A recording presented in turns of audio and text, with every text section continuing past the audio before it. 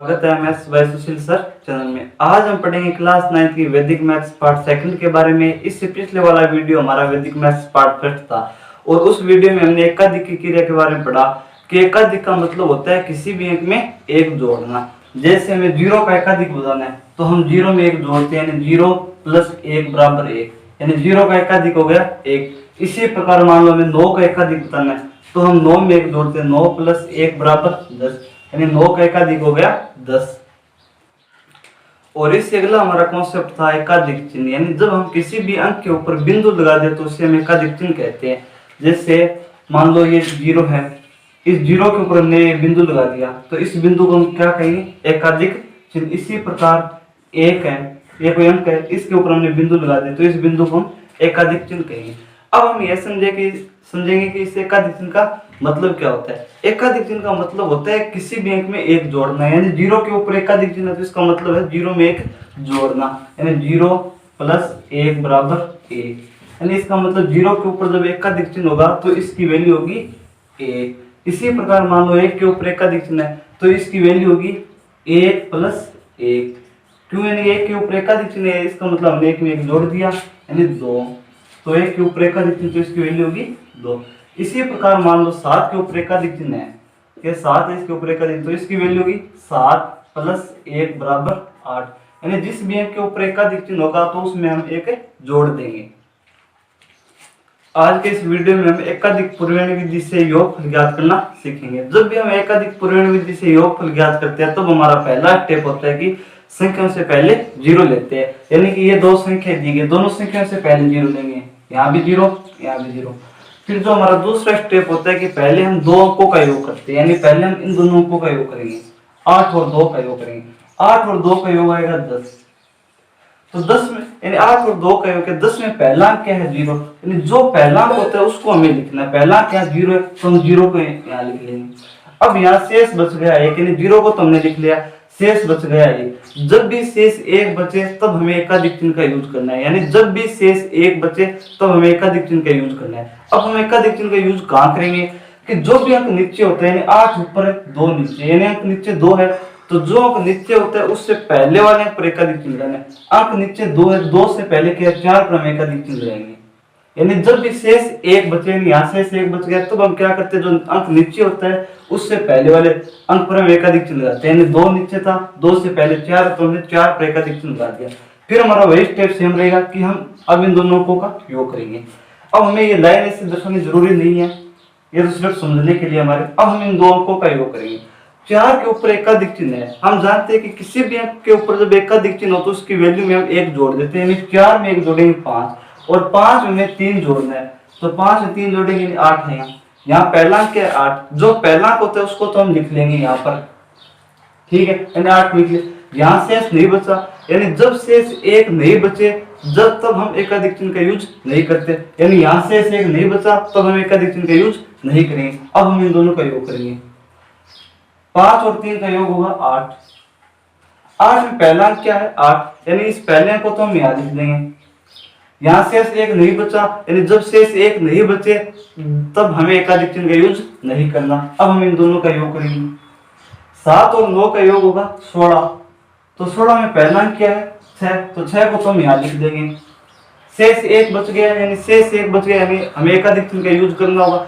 कहाँ करेंगे, 7 नीचे 7 ऊपर है 9 नीचे, यानी जो अंक नीचे होता है उससे पहले वाले अंक पर 9 नीचे, 2 से पहले अंक 0 है तो 0 पर हम एकाधिक चिन्ह लगाएंगे। अब हम इन दोनों का योग करना है, यानी इसमें सिर्फ एक ही बात हमें ध्यान रखना है कि शेष एक बचे तब तो हमें एकाधिक चिन्ह यूज करना है, यानी यहाँ शेष एक बच गया तो एकाधिक चिन्ह यूज करेंगे। फिर दूसरी बात, हमें एकाधिक चिन्ह का यूज कहाँ करना है, जो अंक नीचे होता है, यानी ये ऊपर था ये नीचे है तो जो अंक नीचे होगा उससे पहले वाले अंक पर। अब हम इन दोनों का जोड़ करेंगे।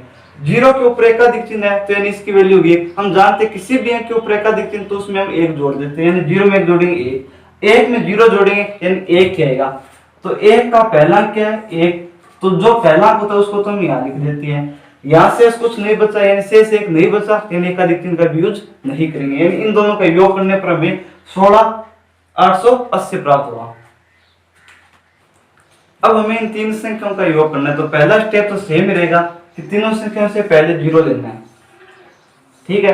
जो दूसरा स्टेप होता है कि यानी कितनी भी संख्या दी गई पहले हम सिर्फ 2 ही अंकों का योग करेंगे, 3 और 8 का योग करेंगे। 3 और 8 का योग आएगा 11। तो जो हम पहला अंक होता है उसको तो हम लिख लेते हैं, पहला अंक क्या है 1, तो जो पहला अंक है इसको हम यहाँ लिखेंगे। ठीक है, शेष कितना बच गया 1, यानी जब भी शेष 1 बचे तब हम एकाधिक चिन्ह का यूज करते हैं। जो अंक नीचे होता है इससे पहले वाले अंक पर, यानी 8 नीचे है तो 8 से पहले 7 पर हम एकाधिक चिन्ह लगाएंगे। अब जो 1 आया है इसको 9 के साथ जोड़ देंगे, यानी यहाँ जो संख्या आएगी इस संख्या को इसके साथ जोड़ेंगे। 1 और 9 का योग आएगा 10। तो 10 में पहला अंक क्या है 0, तो जो पहला अंक होता है उसको तो हम यहाँ लिख देंगे। शेष 1 बचे, यानी एकाधिक चिन्ह का यूज करना है, यानी यहाँ शेष 1 बच गया। अब हमें एकाधिक चिन्ह कहाँ लगाना है, 1 ऊपर है 9 नीचे है। जो अंक नीचे होता है इससे पहले वाले अंक पर, 9 नीचे 9 से पहले 3 है तो हम 3 पर एकाधिक चिन्ह लगाएंगे, यानी हमारा ये एक कॉलम है वो कंप्लीट हो गया। और हमें ये दर्शाना नहीं है इससे, यानी ये लाइन ड्रॉ नहीं करनी है। अब हम इसको रख कर देंगे। अब दूसरा स्टेप क्या हुआ, अब हमें इन दोनों का योग करना है। अब हमें पता है कि 7 के ऊपर एकाधिक चिन्ह है, यानी इसकी वैल्यू होगी 8, और 8 में 8 जोड़ेंगे तो यानी 16 आएगा। तो 16 में पहला अंक क्या है 6, पहले अंक को तो हम यहाँ लिख देंगे और शेष यहाँ 1 बच गया, यानी एकाधिक चिन्ह का भी यूज करेंगे। यानी 7 नीचे, जो अंक नीचे होता है इससे पहले वाले अंक पर, 7 से पहले 0 तो 0 पर हम एकाधिक चिन्ह लगाएंगे। अब हमें क्या करना है, यहाँ जो अंक आता है इसको हम इसके साथ जोड़ देते हैं, यानी 6 को इसके साथ जोड़ेंगे। अब 3 के ऊपर एकाधिक चिन्ह है तो इसकी वैल्यू होगी 4, और 4 में मैं 6 जोड़ दें यानी 10 आएगा। तो 10 में पहला तो 0 सेम है तो ये 0 तो हम यहाँ लिख देंगे। फिर एक शेष बच गया, यानी एक शेष बचे तब हमें एकाधिक चिन्ह का यूज करना है, यानी 6 तो ऊपर है 3 नीचे है। जो अंक नीचे होता है इससे पहले वाले अंक पर एकाधिक चिन्ह लगाते हैं, यानी 3 से पहले 5 पर हम एकाधिक चिन्ह लगाएंगे। अब हम इन दोनों का योग करेंगे। 0 के ऊपर एकाधिक चिन्ह है तो इसकी वैल्यू होगी 1, और 1 में 7 जोड़ेंगे तो यानी 8 आएगा। तो 8 में पहला अंक 8 है तो यानी पहला अंक हम यहाँ लिख देंगे। शेष कुछ नहीं बचा, यानी शेष नहीं बचे तब हम एकाधिक चिन्ह का भी यूज नहीं करेंगे। अब हम इस 8 को इस संख्या के साथ जोड़ देंगे, और हमें यह दर्शाना नहीं है, जैसे मैं यहां से रब कर रहा हूं।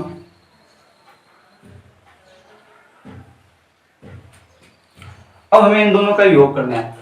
5 के ऊपर एकाधिक चिन्ह है तो इसकी वैल्यू होगी 6, 6 में 8 जोड़ेंगे तो 14 आएगा। तो 14 में पहला अंक क्या है 4, तो 4 तो हम यहाँ लिख देंगे। शेष 1 बच गया, शेष 1 बचे तो यानी एकाधिक चिन्ह का यूज करना है। 8 ऊपर है 5 नीचे, जो अंक नीचे होता है इससे पहले वाले अंक पर, यानी 5 से पहले अंक 8 पर हम एकाधिक चिन्ह लगाएंगे। अब हमें यह भी नहीं दर्शाना है।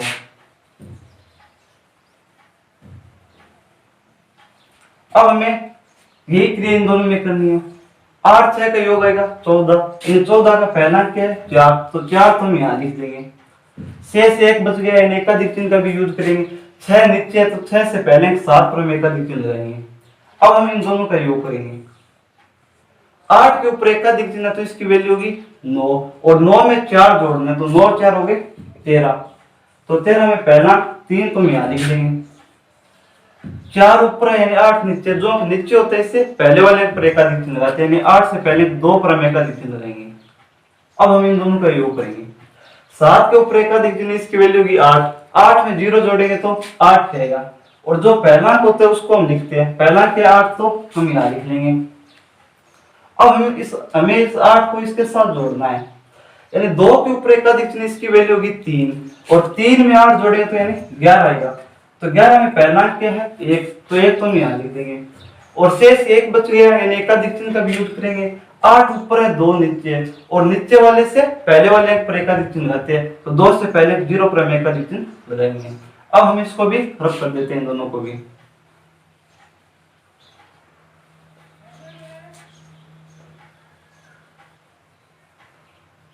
अब हमें वापस ये स्टेप इस लास्ट संख्या में करनी है। 0 और 0 को जोड़ दें, 0 0 को जोड़ेंगे 0 ही आएगा, और इस 0 को इसके साथ जोड़ेंगे। 0 के ऊपर एकाधिक चिन्ह तब इसकी वैल्यू होगी 1, और 1 में 0 जोड़ेंगे तो 1 आएगा, यानी जो पहला अंक होता है उसको तो हम लिख लेंगे। पहला अंक यहाँ पर क्या है 1 है, तो 1 को तो हम यहाँ लिखेंगे। यहाँ से कुछ नहीं बचा, यानी एकाधिक चिन्ह का भी यूज नहीं करेंगे। अब हमें इन 4 संख्याओं का योग करना है, तो पहला स्टेप तो सेम ही रहेगा कि सभी संख्याओं से पहले 0 लेना है। तो 0 0 0 0, फिर जो दूसरा स्टेप क्या होता है कि पहले हम दो संख्याओं का योग करते हैं, यानी पहले 5 और 7 दो का योग करेंगे। 5 और 7 का योग आएगा 12। तो 12 में जो पहला अंक होता है उसको तो हम लिख लेते हैं, पहला क्या है 2, तो 2 को तो हम यहाँ लिख लेंगे, यानी शेष यहाँ 1 बच गया। शेष 1 बचे तब हम एकाधिक चिन्ह का भी यूज करते हैं। अब 7 से पहले वाले एक अंक 1 पर हम एकाधिक चिन्ह लगाएंगे, यानी जो अंक नीचे होता है इससे पहले वाले अंक पर हम एकाधिक चिन्ह लगाते हैं। अब हमें इस 2 को इस 2 के साथ जोड़ना है, यानी जो यहाँ जो अंक आएगा इस तीसरी संख्या के साथ जोड़ देंगे। 2 और 2 का योग आएगा 4, तो यानी यहाँ योग कितना आ गया 4। 4 में कुछ शेष नहीं बचा तो हमने 4 का 4 ही लिख दिया। अब हम इस 4 को इस 3 के साथ जोड़ेंगे, 4 और 3 का योग आएगा 7। तो 7 में पहला अंक है 7, तो हम इसको तो यहाँ लिख देंगे। यहाँ से कुछ नहीं बचा तो हम एकाधिक चिन्ह का यूज नहीं करेंगे। अब हम इसको रख कर देंगे। इसी प्रकार हमारा ये जो दूसरा कॉलम है उसका हमें योग करना है। अब हमें इन दोनों का योग करना है, यानी एक के ऊपर एकाधिक चिन्ह तो इसकी वैल्यू होगी 2। 2 में 6 जोड़ेंगे तो यानी 8 आएगा। तो 8 में पहला का 8 है तो हम पहले को तो यहाँ लिख देंगे। शेष यहाँ कुछ नहीं बचा तो हम एकाधिक चिन्ह का यूज नहीं करेंगे। अब हम इस 8 को इस 2 के साथ जोड़ देंगे। 8 और 2 का योग होगा 10। तो 10 में पहला 0 है तो 0 को तो हम यहाँ लिख देंगे, यानी 0 को तो हम यहाँ लिख देंगे। शेष 1 बच गया, यानी एकाधिक चिन्ह का भी यूज करेंगे। अब हमारा सवाल ये उठता है कि एकाधिक चिन्ह का यूज हम कहाँ करेंगे। 8 ऊपर है 2 नीचे है, जो नीचे होता है इससे पहले वाले अंक पर हमें एकाधिक चिन्ह लगाना है, यानी 2 नीचे है, 2 से पहले 5 है तो हम 5 पर एकाधिक चिन्ह लगाएंगे। अब हम इस यहाँ जो 0 है इसको 4 के साथ जोड़ेंगे, यानी 0 और 4 का योग करेंगे। 0 और 4 का योग होगा 4, तो 4 में पहला हम तो यहाँ लिख देंगे। कुछ शेष नहीं बचा तब हम एकाधिक चिन्ह का यूज नहीं करेंगे। अब हम सबको रख कर देंगे यहाँ से।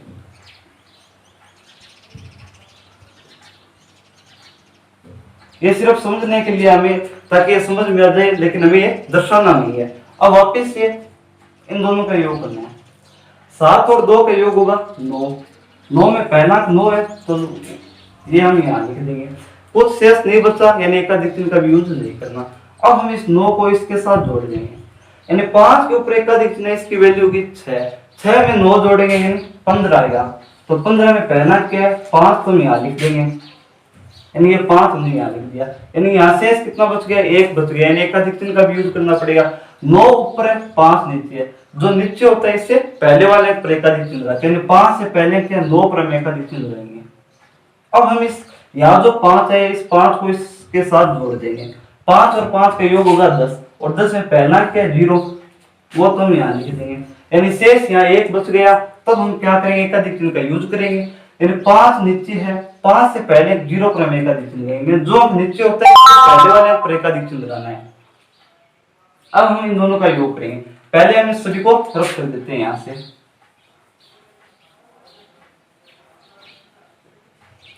अब हमें वापस इन दोनों का योग करना है। 8 3 और 8 का योग होगा 11। तो 11 में पहला क्या है 1, वो तो हमें यहाँ लिखना है। 1 शेष बच गया, यानी एकाधिक चिन्ह का भी यूज करेंगे। 3 नीचे तो 3 से पहले वाले अंक पर हम एकाधिक चिन्ह लगा देंगे। अब हम इस 1 को इसके साथ जोड़ेंगे, यानी 9 के ऊपर एकाधिक चिन्ह, इसकी वैल्यू होगी 10, और 10 में 1 जोड़ देंगे वापस 11 आ गया। तो 11 में पहला अंक 1 है, वो तो हम यहाँ लिख देंगे। वापिस शेष 1 बच गया, यानी शेष 1 बचे तभी एकाधिक चिन्ह का यूज करना है, यानी 1 ऊपर है 9 नीचे, और नीचे जो अंक नीचे होता है इससे पहले वाले अंक पर एकाधिक चिन्ह लगाते हैं, यानी 9 से पहले वाले अंक 8 पर हमने एकाधिक चिन्ह लगा दिया। अब हम इन दोनों का योग करेंगे, यानी यहाँ जो 1 है इसको इसके साथ जोड़ेंगे। अब 0 के ऊपर एकाधिक चिन्ह, यानी इसकी वैल्यू होगी 1, और 1 में 1 जोड़ेंगे तो 2 आएगा, और 2 में पहला क्या है 2, वो तो हम यहाँ लिख देंगे। यहाँ कुछ शेष नहीं बचा तब हम एकाधिक चिन्ह का भी यूज नहीं करेंगे। अब हम इन सभी को रख कर देते हैं यहाँ से।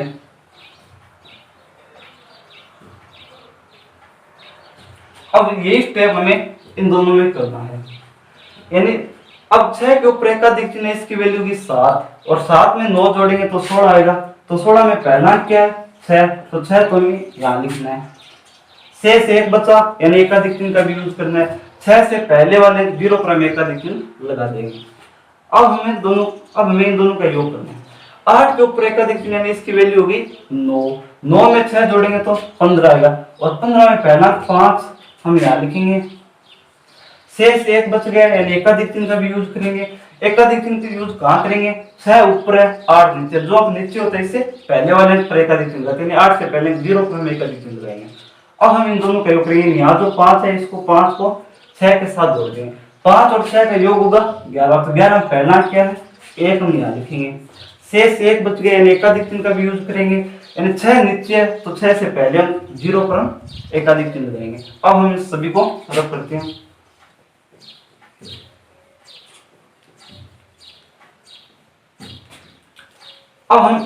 अब हमें इन दोनों का योग करना है, 0 के ऊपर एकाधिक चिन्ह यानी इसकी वैल्यू होगी 1, और 1 में 0 जोड़ेंगे तो यानी 1 आएगा, और 1 में पहला 1 ही है तो यानी यहाँ हम 1 लिख देंगे, शेष नहीं बचा यानी एकाधिक चिन्ह का भी यूज नहीं करना। अब हम इस 1 को इसके साथ जोड़ेंगे, अब 0 के ऊपर एकाधिक चिन्ह इसकी वैल्यू होगी 1, और 1 में 1 जोड़ेंगे तो यानी 2 आएगा, तो 2 में पहला 2 ही है तो वो तो हम यहाँ लिख देंगे, इस 2 को तो हमने यहाँ लिख दिया, कुछ शेष नहीं बचा यानी एकाधिक चिन्ह का भी यूज नहीं करना। इस 2 को हम इसके साथ जोड़ देंगे, 0 के ऊपर एकाधिक चिन्ह इसकी वैल्यू होगी 1, 1 में 2 जोड़ेंगे तो 3 आएगा, 3 में पहला अंक क्या है 3, तो वो तो हम यहाँ लिख देंगे, यानी यहाँ शेष नहीं बचा तो एकाधिक चिन्ह का भी यूज नहीं करना। अब हम इन सभी को रद्द कर देंगे।